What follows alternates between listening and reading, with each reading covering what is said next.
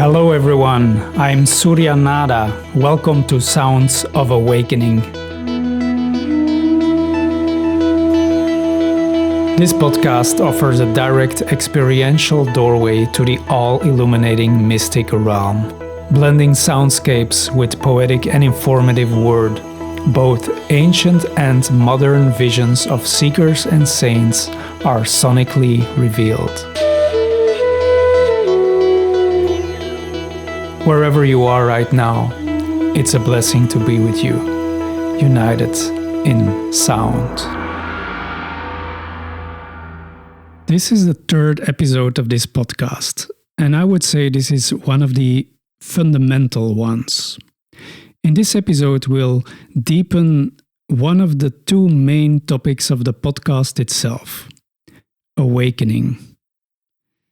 We'll explore what, in essence, is spiritual awakening, so that we're on the same page and get clarity on the fundamentals.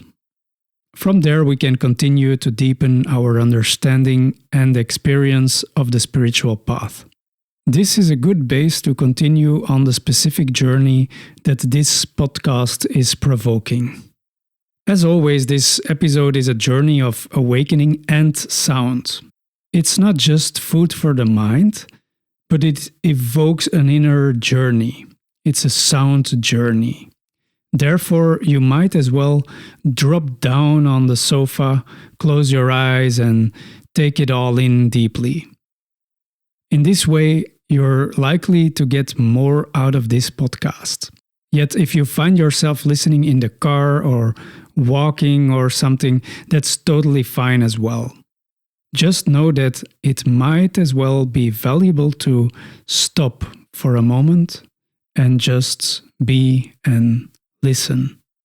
Anyway, wherever you are, I'm super glad you're with me. So let's lift off. Or should I say, let's drop.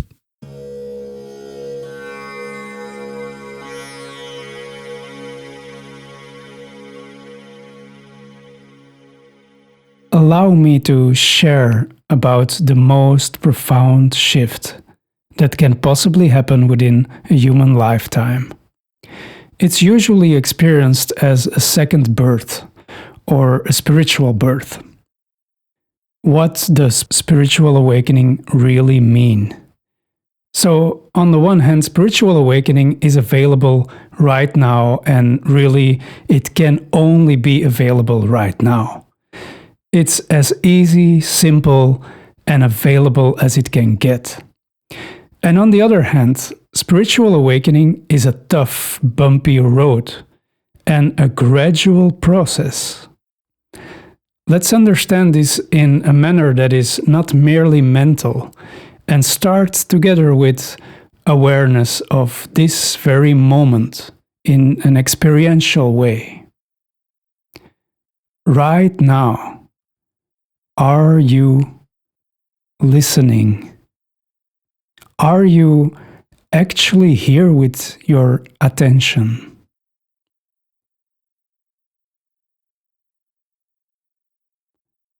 Are you aware? Did you switch on the light? Can you for a moment consciously tap into your current feeling?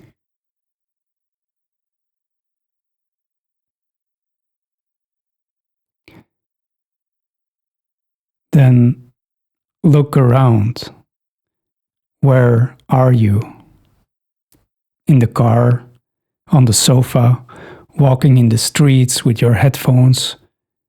Wherever you are, for a moment, can you become fully present here?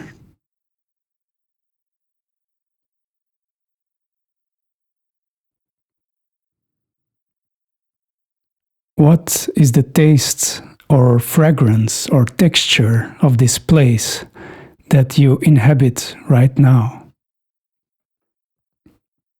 Can you feel this place?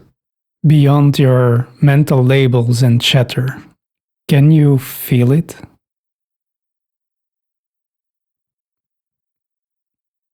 And then listen carefully to my words. as I am guiding you to the most intimate space. Listen most of all not to my words, but to this inner space where the words are pointing towards. For a moment, withdraw from the outer world and allow yourself to drop into this place called home. Even if you're driving in a car right now or walking in the streets, for a moment, while you are moving or sitting still, internally drop into this place called home. This place where nothing needs to be changed. This place where everything is perfect as it is right now.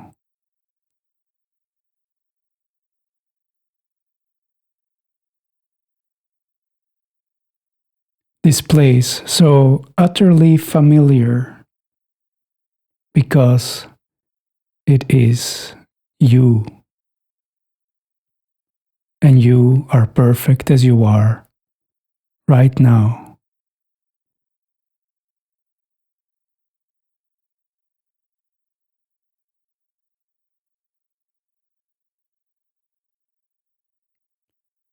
So we have arrived. You see, in this way, unless the mind comes in and convinces you that you are not complete or not enough, unless the mind is resuming its nagging narrative, you are awake right now, and you have access to the spiritual wonders of the inner world. Some of these wonders are contentment, peace, joy, bliss, and a deep knowing that everything and everyone is connected and part of the same universal body. You see, it's all already here, and yet most of the time it is my guess that you don't feel it that way. To some degree you feel separate, lonely, alienated from the world and others, aren't you? But if you're listening to this podcast and you are here with me right now, I bet you accessed already the spiritual wonders of the inner kingdom in one way or another. I bet you are familiar with this feeling of unity or a true experience of inner peace or universal love, aren't you? And if that is the case, there is a chance that you often experience your life as a process of healing and gradual awakening. So, awakening is happening only right now, and yet it happens simultaneously as a process on a time scale. This is a paradox.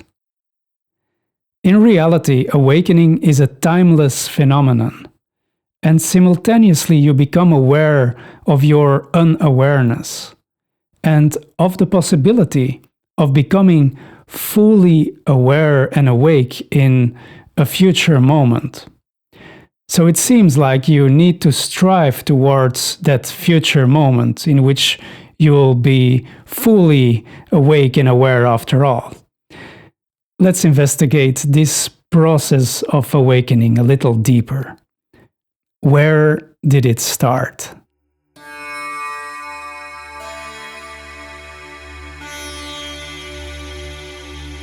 There was a moment in which you were offered a blue pill and a red pill, and you took the red one. And you knew nothing would ever be the same again. There is a moment in the human lifetime when you reach a tipping point, a point of no return, a moment in which you suddenly realize, I can't continue the way I'm living my life right now.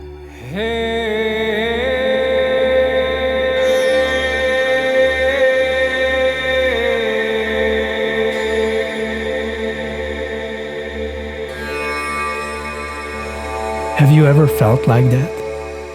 I can't continue the way I'm living my life right now. You knew it, you felt it so clearly. And whatever turbulence happened on the surface, deep down, intuitively, you knew it without a doubt. Something has to change. And you're sensing fairly well what it is that should change. But you don't have any clue where it's going to leave you. Or you do know it is the unknown. And that's all you know, and it has been freaking you out. It has been scaring the shit out of you. It has been knocking on your door ever since you lost the way. But somehow you resisted and refused to open that door.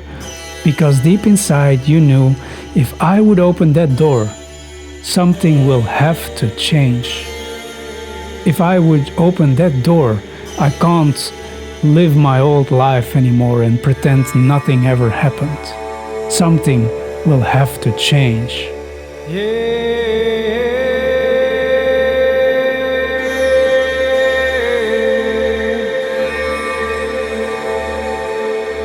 And at some point, you open that door and you jump through it.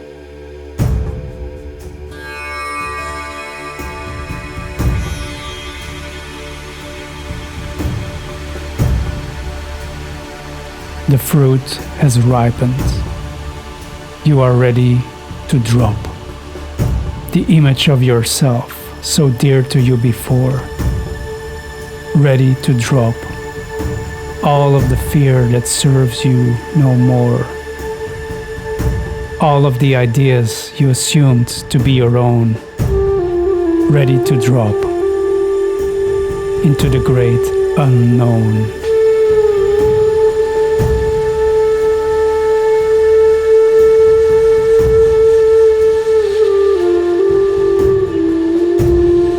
No longer afraid, ready to surrender the defender. You drop into a free fall. You surrender and you fall, fall into awe.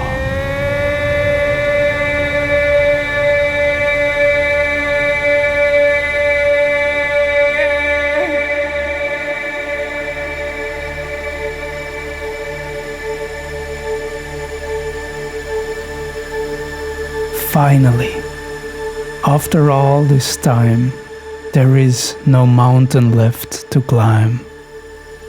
I see crystal clear. The Garden of Eden is here. Freedom.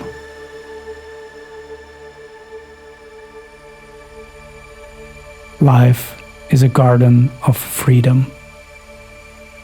A playground of God, the One.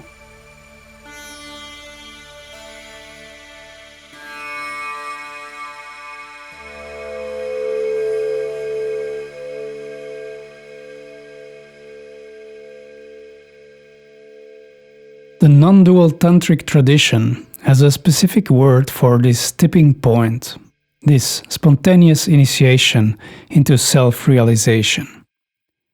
Shaktipat. From Sanskrit, pat translates as descent. Shakti is the force, the divine force, or the power or energy.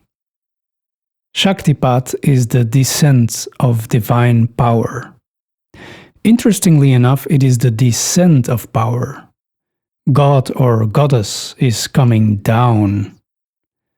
Unlike some popular statements like raise your frequency or lift each other up, the enlightened tantrics from ancient Kashmir in India emphasized the coming down of divinity, so that God or goddess can be fully embodied, active in every little corner of your body, integrated in every aspect of your daily life. Shaktipat. It is this spontaneous spiritual initiation that awakens your interest in the spiritual path or spiritual practices. Abhinavagupta, one of the greatest of all realized Tantrik sages from India, who lived exactly 1000 years ago, stated that, quote, "Good works can't draw God's grace. It is rather through grace in the form of Shaktipat that one can have any capacity for or sustained interest in spiritual practices." Unquote. So what's he basically saying is that you can't control God or the descent of God. There is no single spiritual practice, loving act, or charity work you can perform in order to draw God's attention more to you than to anyone else. The grace of the goddess comes in her own time. And it is by her grace that your interest in spiritual practice awakens. It is by her grace that you will want to support people and co-create a harmonious environment. You see, your interest in the mystic world, your longing to know yourself deeply, stems from Shaktipat, from the initial awakening, the unprecedented falling into grace.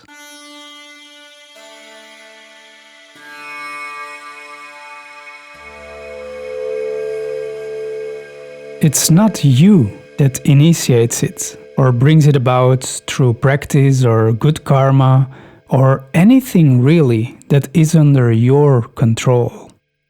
Also, you cannot buy Shaktipat. You can't learn it in a masterclass or an expensive spiritual workshop. It's not possible to sell Shaktipat to anyone. I believe anyone who sells awakening activations should be approached with caution. No single human person is that powerful, unless really the divine force is guiding the show and flowing through that person beyond his or her personal will. So no, it's not any individual and it's not you that is responsible for waking up. It is the goddess. It might feel very empowering when a motivational speaker yells at you that you are the one, or you are the creator of your reality, or your thoughts are the one and only manifestors of creation. But please, for a moment, can we step down from our psychologized, egocentric throne and surrender to a greater force than me? Isn't there enough pressure on me and the individual already? Maybe we shouldn't pour the story of individualism into our spiritual practice and spiritual vision in the way that it's often sold today. According to the non-dual tantrics, it's not your thoughts, it's not your effort. It's not you entirely that sets the tone for awakening and liberation. It's not you. It's the divine goddess, Shakti.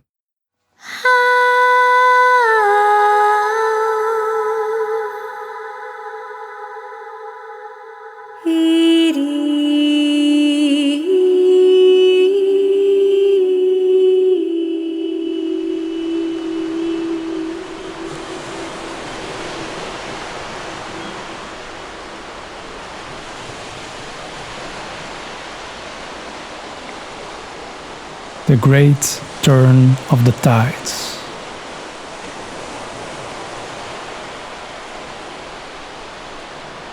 She's turning the tides. She's calling you now.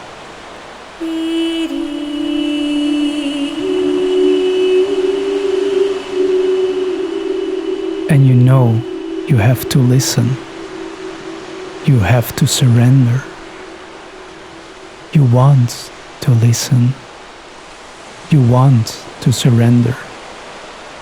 Do you feel this longing to melt fully into the ocean, to surrender every drop of your selfishness,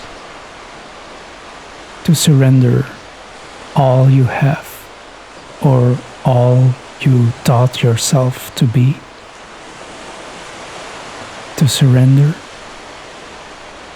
Do you feel this longing to return after all these years, to return home?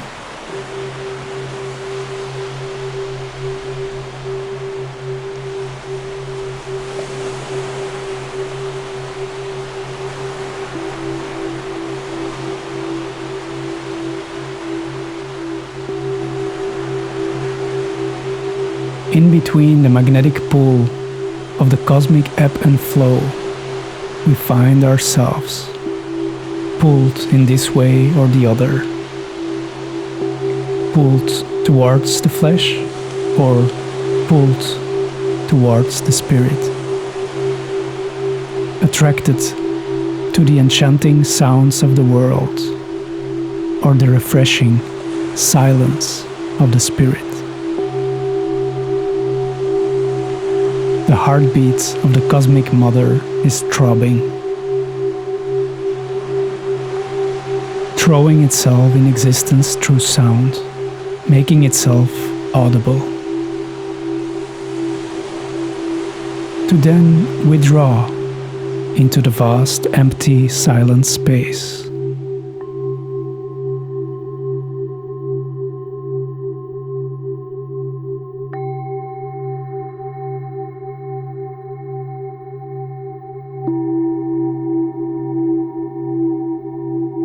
The heart of life is throbbing. After a long period of incarnation, perhaps many incarnations, the direction of your life's path is changing from the flesh towards the spirit. After a long period, perhaps ages, of predominantly contraction, the tide is now turning. After a long period of sinking down, now is the time to rise back up. After all this contraction, you may now release tension,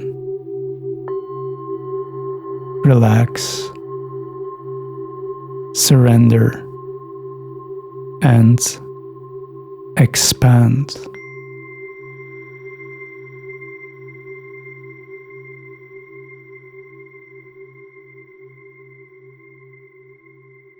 There is a term in traditional Tantra that points to the universal trop of contraction and expansion.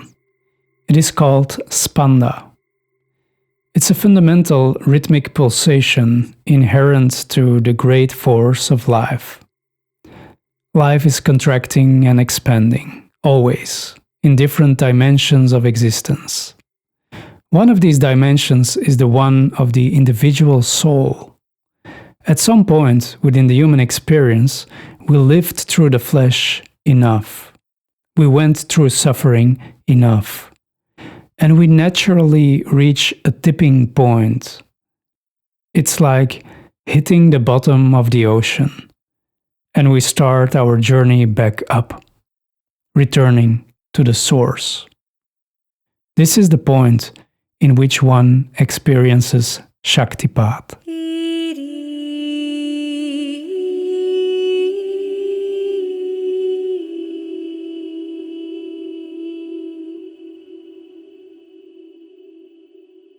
Shaktipat is the transformative, direct experience of God that consecrates one on the spiritual path.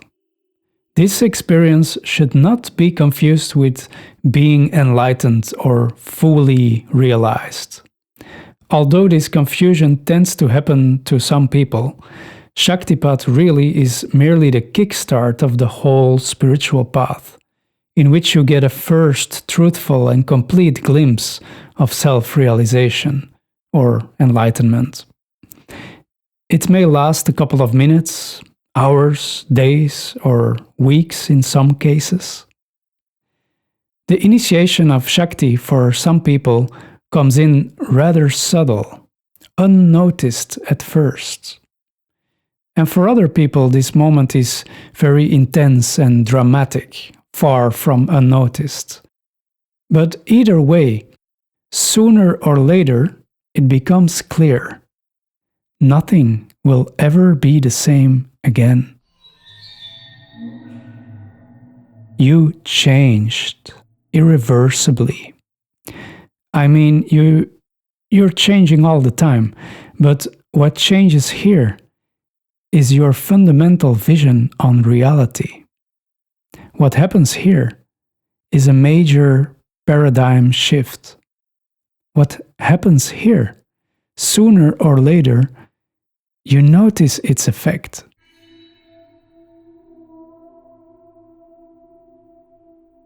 What got your interest before doesn't do it anymore. You're not as interested anymore in, let's say, the flesh or the world as you were before. You know, that moment when you wonder, do I really need all these friends and parties and empty box conversations? Or why do people talk all the time? Or do I really need this boring job of mine? Who or what am I actually serving other than my false sense of security and the approvals of my dad or my mom? Or do I really need that much money? Do I really need to scream every day for attention on social media? It all just doesn't make sense anymore. If you recognize yourself in this, whether it's fully or partially, know that you are not crazy. You are not weak either. You are not making this all up either. You might just be in a process of waking up.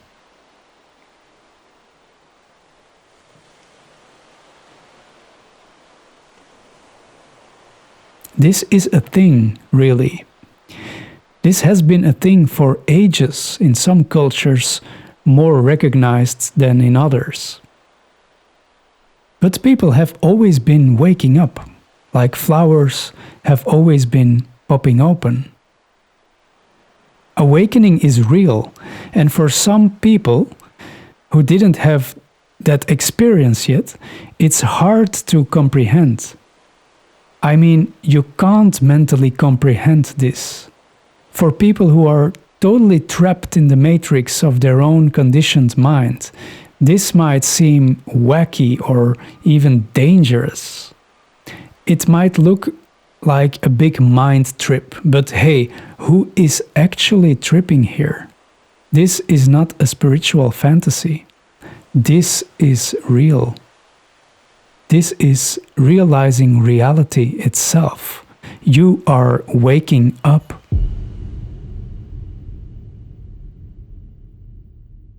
Waking up at first usually involves becoming aware of toxic life situations. This might be very confronting, and the period after the initial awakening usually is extremely tough. Exactly because of this reason, suddenly you realize how much asleep you were before, and you witness the mess that was created out of this fogginess. While you become aware of the fog and the dirt, there seems to be no other possibility than clearing and cleaning it all up. And you're willing to go through it all because you see the light. You know it is there. Your torch has been kindled and you intuitively sense where to go. You sense that it is absolutely possible to heal and purify your inner and outer world. You sense utter freedom, and you will do anything to realize nothing less than that.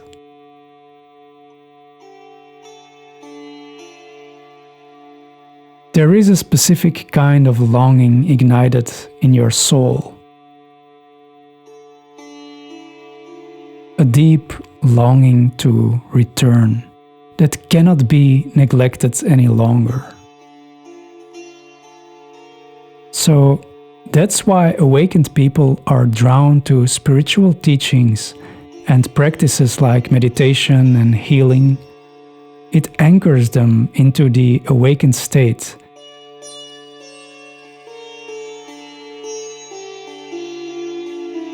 And deepens the experience of freedom. If the longing is strong enough, awakened people look for proper guidance, a master or a guru. In fact, a meeting with a true guru or an initiation of that guru may be the main trigger to awaken Shaktipat. And then the teacher or the master is there to guide you for a part of your life or possibly the rest of your life, to integrate and embody that awakening. In ancient and modern India, the master plays a key role in the process of awakening. Yet it may happen that Shaktipat takes place by itself without a master or even without a spiritual practice. The divine force might just suddenly, in any given situation, pour its energy into you and light up the inner darkness. Yes, I'm speaking of a divine force. Call it God, performing His work through you. Many people who experience Shaktipat are integrating or reintegrating the word God into their daily vocabulary. An experience of Shaktipat is often described as a divine experience. I'm not talking about God of the Bible or God of any specific religion. I'm not talking about God as merely he or she or anything really that can be stamped or caught through words. I'm talking about God as the totality, all, and simultaneously nothing.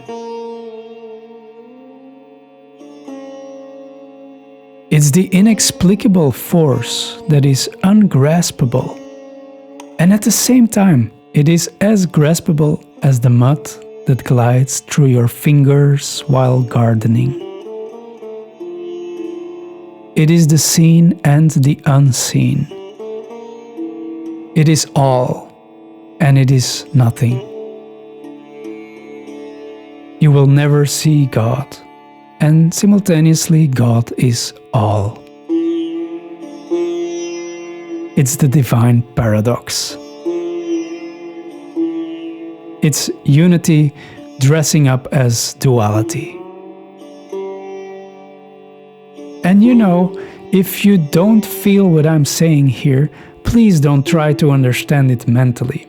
These words are just sounding as words or mental clutter to someone that didn't experience Shaktipat. Please don't even try to get it through your mind. Try to feel what is behind the words.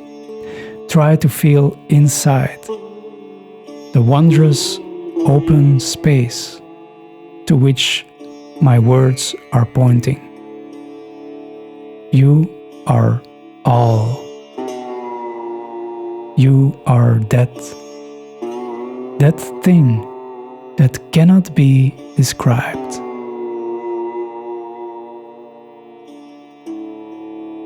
Tat Tvam Asi are the profound Sanskrit words from the Chandogya Upanishad, uttered by a sage, a great sage, that lived nearly 3,000 years ago.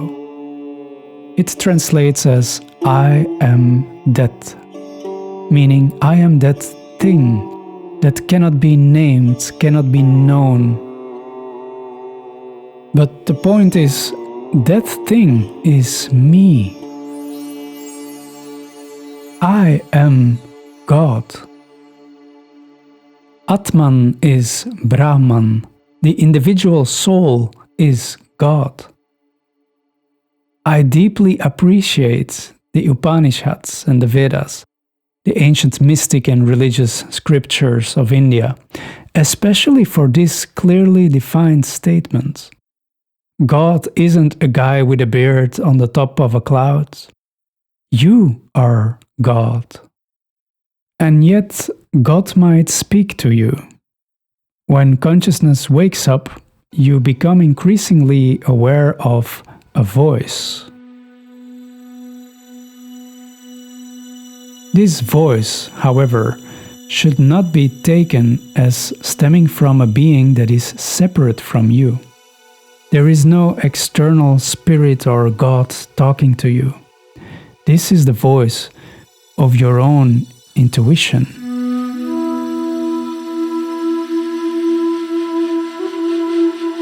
And at the same time, it is not your voice. Rather, this is a transpersonal voice that is speaking from collective consciousness through you as an individual point of consciousness. You become a vessel for collective consciousness.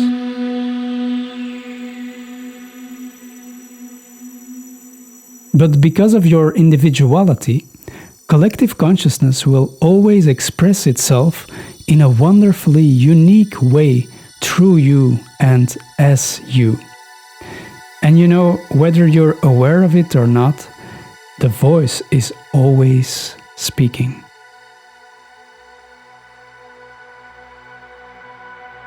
Someone is whispering, knocking at your door right now. Proposing you to perceive the world as it really is, in clarity, and live according to this clear vision. There is a vibrant magnetic pull, life force guiding you. It might pull you into a pilgrimage or an immersion into spiritual teachings, or draw you into a spiritual practice. It might pull you towards new, undiscovered territory, and it might make you avoiding some places where you prefer to hang out before. It might pull you into a healthier diet. It might pull you into letting go of some friendships and opening up for others. It might pull you into quitting with a busy life and creating more space for being. It might pull you into quitting, really, and falling into gratitude, dropping some tears, and truly living a life of wonder.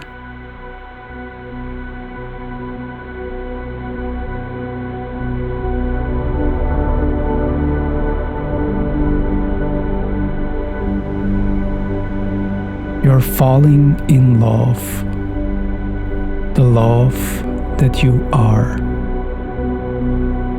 And you might just be here and stay here, falling in bliss. Do you feel bliss in your body right now? Tap in for a moment. Even if it's just a glimpse, tap into the bliss that is innate to your being and available right now.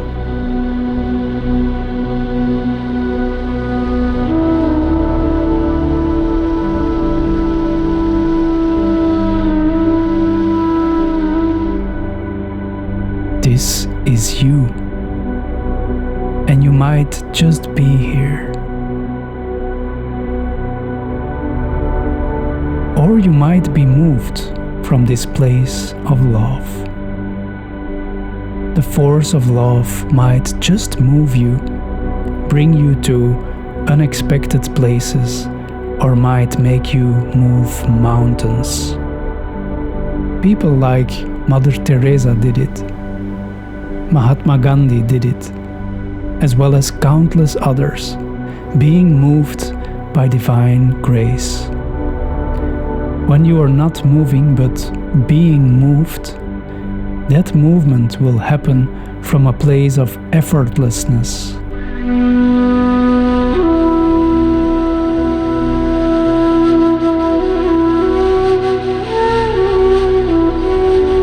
Like a flower that dances, moved by the wind.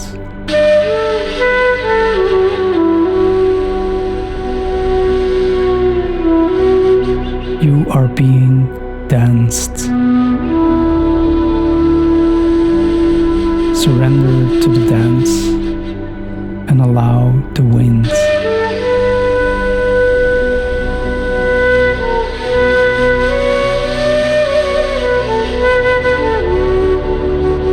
To spread the sweet fragrance of your being.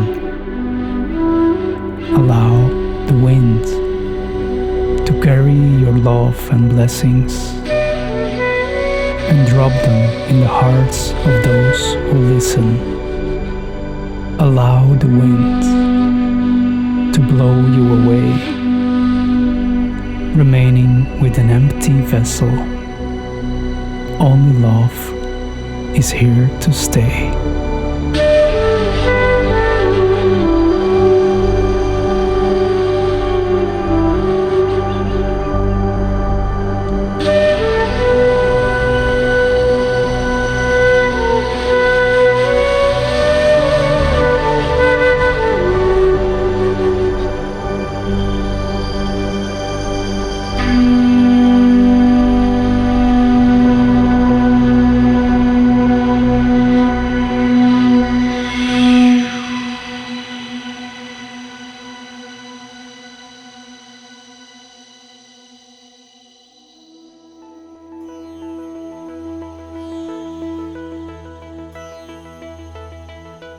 So I hope you enjoyed this episode.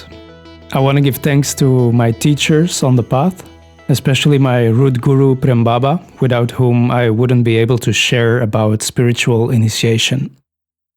In this episode, I integrated concepts like Spanda and Shaktipat, which find their origin in ancient Tantrik texts and teachings, like the Spanda Karikas and the Tantrasara. Especially for this episode, I want to thank Harish or Christopher Wallace, who taught me a lot about the traditional tantric approaches to awakening. As no other, he deepened the understanding of the traditional idea of Shaktipat. He offers his amazing teachings continuously through the Tantra Illuminated platform and wrote a whole bunch of amazing books. Also a big thanks to my good old friend Nicolas Mortelmans for sharing his sitar music. I actually wanted to share music from his first album, Maya, but then it appeared that Spotify wouldn't allow it, even despite of all the rights in our favor.